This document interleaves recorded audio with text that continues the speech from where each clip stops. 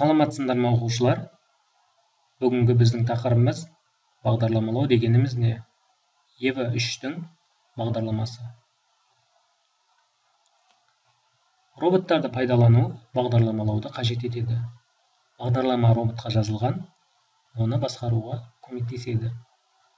Сондықтан робот техникасы мен бағдарламалау тығыз байланысты. Бағдарлама деген не?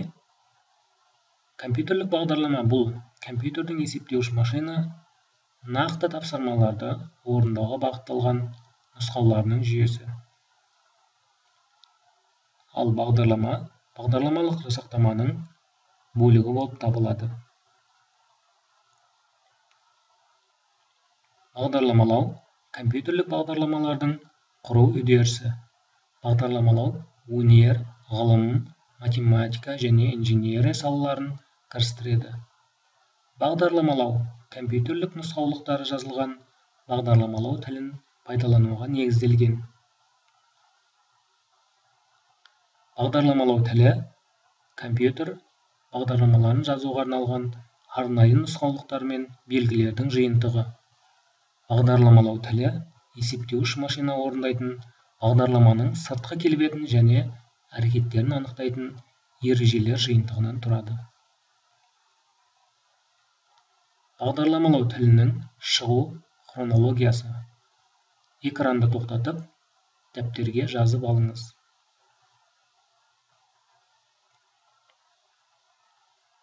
Интуитивті графикалық бағдарламалау.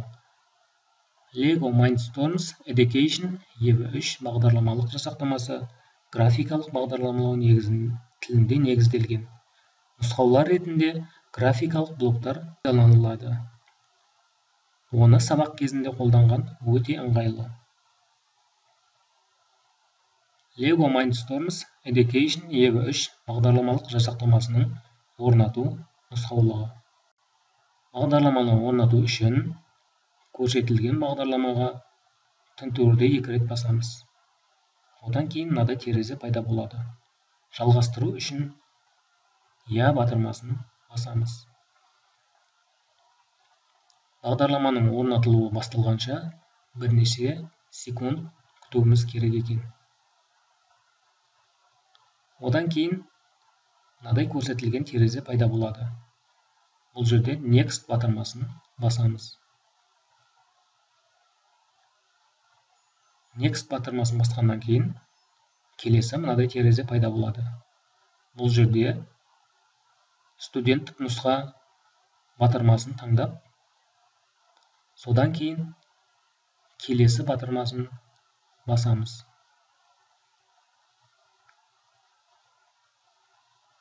Одан кейін мынадай терезе пайда болады. Мен жоғарыда айтылғанның бәріне келісімімді беремін. Батырмасын басып, ары қарай next келесі батырмасын басамыз. Одан кейін мынада терезе пайда болады. Мен жоғарыда айтылғанның бәріне келісімді беремін. Тағы да next батырмасын басады екенбіз. Одан кейін бағдарлама орнатылады. Finish батырмасын басады екенбіз. Lego EVA 3 бағдарламасына қош келдіңіз. Мынадай интерфейс пайда болады. Яғни біздің компьютерімізде осындай интерфейс пайда болады екен. Прошивка EVA 3 модуліне жұмыс істейтін арнайы бағдарламалық жасақтама.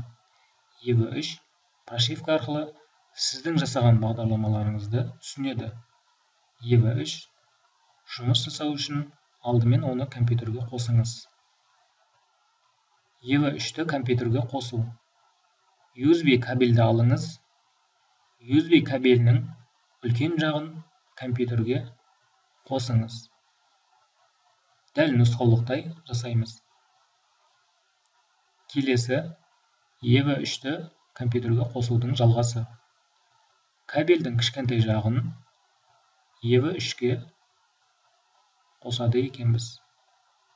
Мұқият суретке қарап аламыз. EVA 3 компьютерге қосылады. EVA 3-тің прошивкасын жаңарту. EV3-тің компьютерге қосылғанына көзіңізді жеткізіңіз. EV3-ті қосыңыз. Lego Mindstorms Education EV3 бағдарламасын іске қосады екенбіз. Мұқият суретке қараймыз. EV3-тің прошивкасын жаңарту. Құралдар батырмасын басыңыз, сосын прошивканы жаңарту таңдаңыз. EV3-тің прошивкасын жаңартудың жалғасы. Прошивканы жаңарту батырмасын басады екенбіз. Бұл EV3-де автоматты түрде жаңартуды іске асырады. Бағдарлама қайта жүктелгенше күте тұрыңыз деген хабарлама шығады екен. Бағдарлама қайта жүктелгенше күте тұрыңыз. Егер сіз тексеру батырмасын бассаңыз, бағдарлама сіздің браузеріңізге Lego веб-сайтын ашады. Мынада сілтемеге назар аударамыз. Осы әрекет ғаламтордың қосылып тұрғанын қажет етеді. Ашылған терезеде жүктеу батырмасын басыңыз. Одан кейін бағдарламаны көшіру басталады. Бұл біраз уақыт алады. Яғни біз күтеді екенбіз. Файл жүктелгеннен кейін ол жүктелгендер, яғни айтқанда загрузки папкасында сақталады. Суретке мұқият қараймыз. Бағдарламаға қайта ораламыз. Қарау батырмасын басыңыз. Жүктелгендер папкасына өтіп, көшірілген прошивканы таңдаңыз. Сосын открыть батырмасын басыңыз. Шыққан терезеде жүктеу батырмасына басыңыз. Көшірілген прошивка EV3-ке жүктеледі. Ол біраз уақыт алады. Яғни бұл жерде біраз уақыт күтеді екенбіз. EV3-тегі прошивканы жаңарту сәтті аяқталды. Окей батырмасын басыңыз. Бізге мынадай терезеде көрсетілгендей хабарлама пайда болады. Бұл жерде окей батырмасын басамыз. Орнатылған бағдарламаны ашыңыз. Бағдарлама ашылып, жүктелгенше бірнеше секунд күтеді екенбіз. Бұл жерде біздің жұмыс үстелімізде міне Lego Mindstorms Education EV3 бағдарламалық жасақтамасы орнатылған. Осы бағдарламаны іске қосу үшін тәнтүгірді 2 рет басамыз. Бағдарламаның интерфейсі дәл осындай. Бұл жерде жаңа жобаны жасау үшін плюс белгісін басады екенбіз. Бағдарламалық жасақтаманы жұмыс үстелімізден 2 рет басқаннан кейін міне бізге дәл осындай терезе пайда болады. Бағдарламалау блоктары және бағдарламалау палитрасы. Бағдарламалық блоктар атқаратын қызметіне қарай топтарға жіктелген. Роботтарды басқаруға қажетті барлық командалық блоктар бағдарламалаудың ортаңғы облысында бағдарламалау палитрасында орналасқан. Яғни айтқанда, роботтарды басқаруға қажетті барлық блоктар төменде көрсетілген бағдарламалау палитрасында орналасқан. Әрекеттер блоктары. Бұл жерде бірінші тұрған орташа мотор. Одан кейін үлкен мотор. Рөлдік басқару. Моторды тәуелсіз басқару. Экран, дыбыс, модуль, индикаторының жағдайы. Операторлар блоктары. Старт, күту, цикл, ауыстыру, циклды тоқтату. Датчиктер блоктары. Модульді басқару батырмалары. Төс датчигі, гироскопиялық датчик, инфрақызыл датчик, мотордың айналуы, температура датчигі, таймер, жанасу датчигі, ультрадыбысты датчик, электр қуатын есептеуіш, дыбыс датчигі, гироскопиялық датчик. Ал ақпарат блоктарына тоқталып өтсек, айнымалы, константа, массив операциялары, логикалық операциялар, математика, дөңгелектеу, салыстыру, аралық, мәтін, кездейсоқ мәтін. күрделі блоктарға тоқталатын болсақ, файлға қолжетімділік, мәліметтердің тіркелуі, хабарлама алмасу, Bluetooth қосу, белсенді жағдайда ұстап тұру, өңделмеген датчиктердің мәндері, реттелмейтін мотор, мотордың төңкерілген айналымы, бағдарламаны тоқтату, түсініктеме. Ал соңғы 6-шы менің блоктарым.